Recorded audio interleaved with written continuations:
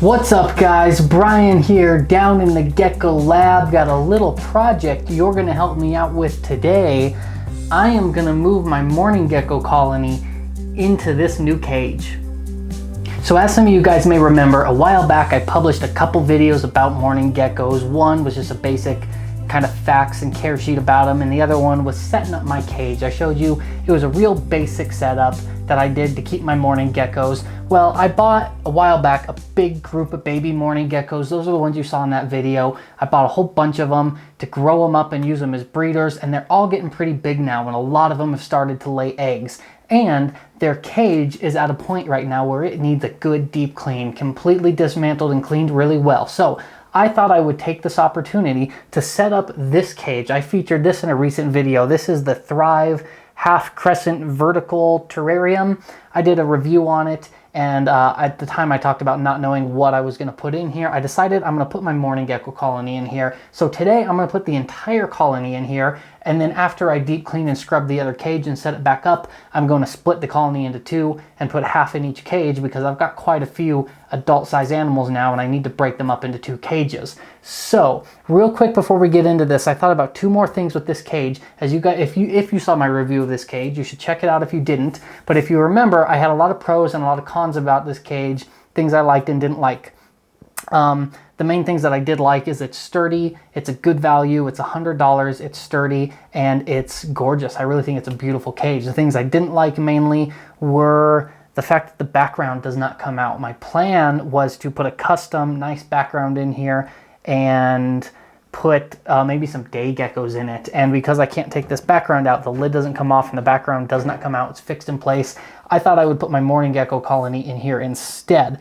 I did think of one other thing that I did not like about this cage. You guys have seen the magnetic food dishes. I've used them in a lot of videos. It's just a magnetic dish, magnets go on the back, it sticks through the glass. Well, with this cage, because the entire thing is curved, there's nowhere to put a hanging food dish. You cannot put an elevated food dish in this cage, which I didn't think of during my review video, but that's actually quite a big downside, because a lot of geckos like elevated food dishes. And another thing that I realized I don't like, once I decided I'm gonna put my Mourning geckos in here, you can see how big this door opening is. There's not a smaller entrance into this. So even if you only open half of it, this is an enormous opening, and the geckos can easily get out of here, especially with a lot of small geckos, like a big Mourning gecko colony in here, or if you had a group of small day geckos in here, they could bolt and be out of here pretty quick. So you're gonna have to be careful when you get in and out to feed. It would be nice if the top came off, because it's a smaller opening. It's easier to control the geckos on the top, make sure they don't get out, take the top off, put the food in. Unfortunately, that's not the case with this cage. You cannot do that. But those things aside, I thought this would be a great cage to put my Mourning geckos in, so that's what I'm going to do with it, and we're gonna do that now. This is gonna be another fairly basic setup, nothing super fancy, but a little nicer than the last one that I did. So let's go ahead and look at this now. I am excited to get my geckos in here and start pulling some Mourning gecko eggs and getting some hatchlings. The first thing I'm gonna do is put some substrate in the bottom. I have a big bucket of my kind of all-purpose substrate that I use. You guys have seen this before. It's cocoa fiber mixed, about 2 parts cocoa fiber to 1 part play sand that I mix together. I use this in the bottoms of all my cages that have substrate in the bottom, my lay boxes for my crested geckos, some humid hides for the younger geckos, all of that stuff. This is just such a great material. I always keep a whole bucket of it on hand, just in case I need to refill a lay box or clean a cage or whatever. I've always got some of it available. So I'm gonna go ahead and fill up the bottom of this. This stuff is great because it holds the humidity so well, and Mourning geckos do like high humidity, so this will be really nice for them. This will hold a lot of humidity for these guys, and they are going to really enjoy it.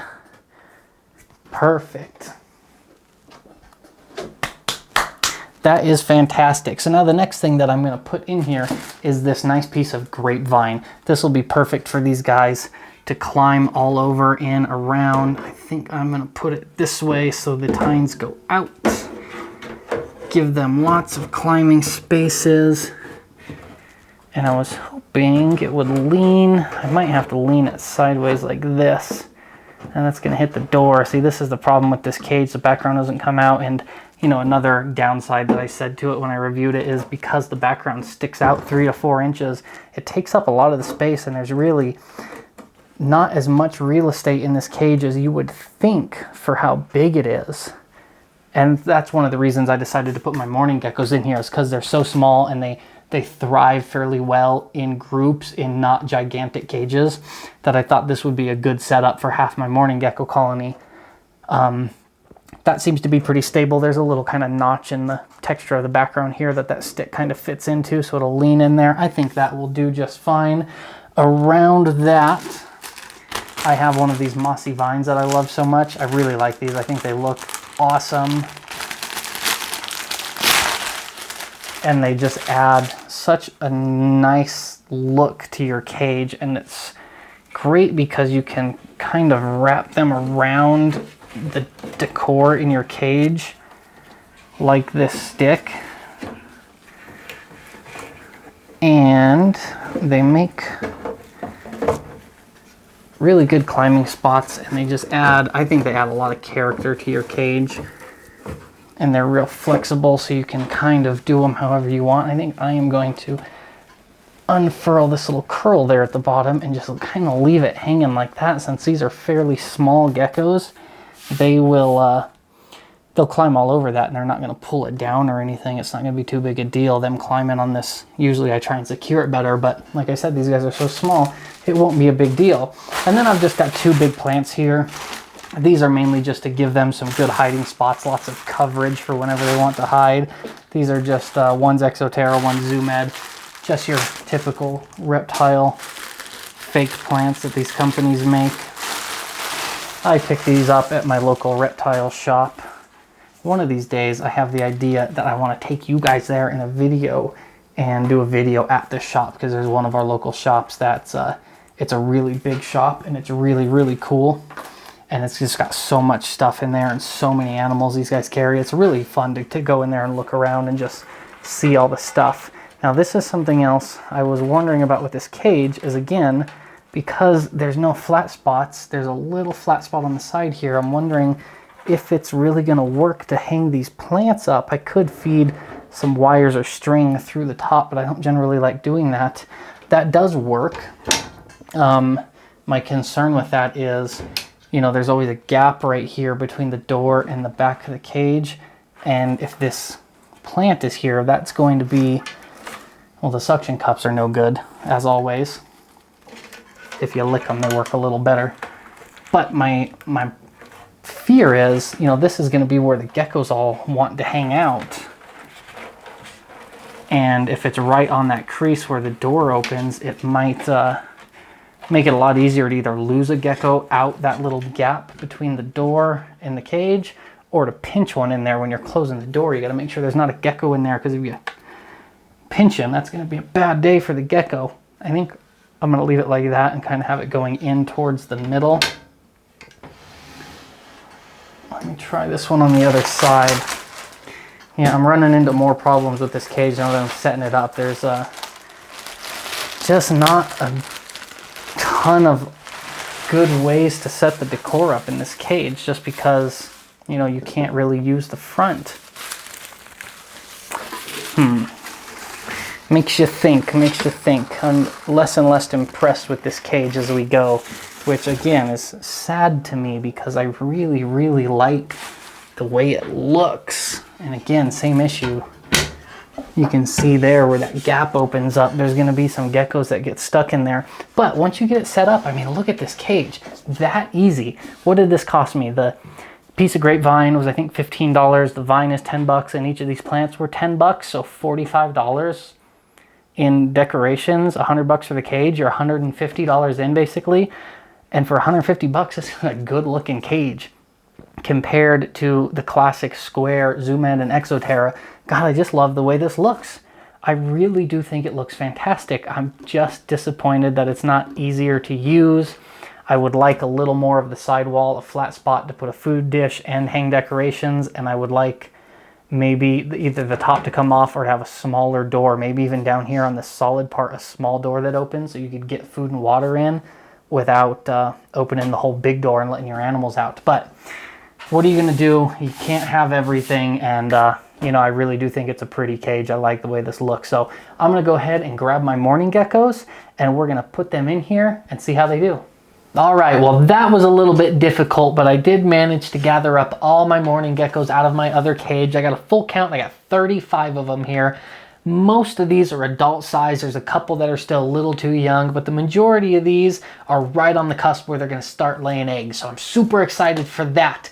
I'm gonna put them all in this cage. Like I said, eventually I'm gonna split these into 2 colonies. I'm gonna have 2 colonies with about 15 geckos each, 15, 16 geckos each in each colony. One in this, one in my other tank that you guys saw in the other video. Real quick before I let these go, I want to show you guys these geckos. I started talking too fast there because I'm excited. You're about to see why. These ones are a different locale. I've seen these described as either type C, yellow bellies, or Hawaiian type. I don't really know what this official name is. I don't know if there is a consensus official name, but they have a drastically different back pattern. Check it out. How cool do these ones look? I've only got 4 like this. This one is the most expressive, as the most expression on the back pattern, really bold. The other ones have a slightly reduced version of this pattern.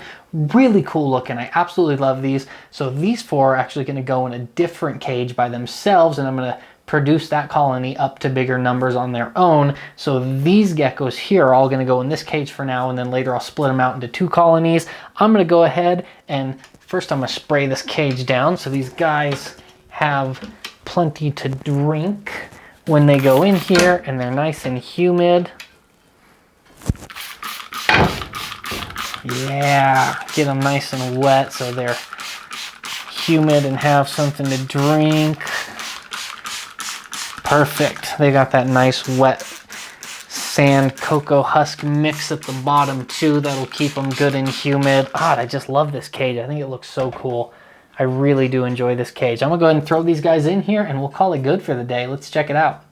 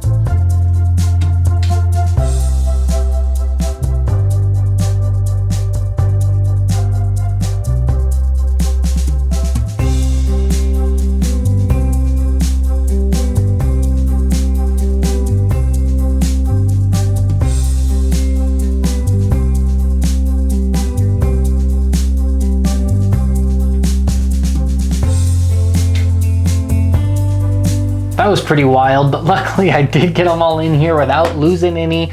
I can definitely see how these giant front doors are gonna be a problem. I am definitely only gonna open one side at a time when I'm feeding these guys because they're wild and I don't wanna lose them, and these are big doors. So we got them all in there. We didn't lose any, they're doing good. I do have a colony of some fruit flies here, some flightless fruit flies. I'm gonna dump those in to give these guys a bite to eat, and then we'll be done. I really appreciate you guys joining me today. Thank you for watching. As always, I am Brian. This is Altitude Exotics. AltitudeExotics.com/AEGeckos on Facebook and Instagram. Don't forget, new videos coming at you all the time, so hit that subscribe button. I love you guys. Thank you. We'll see you soon.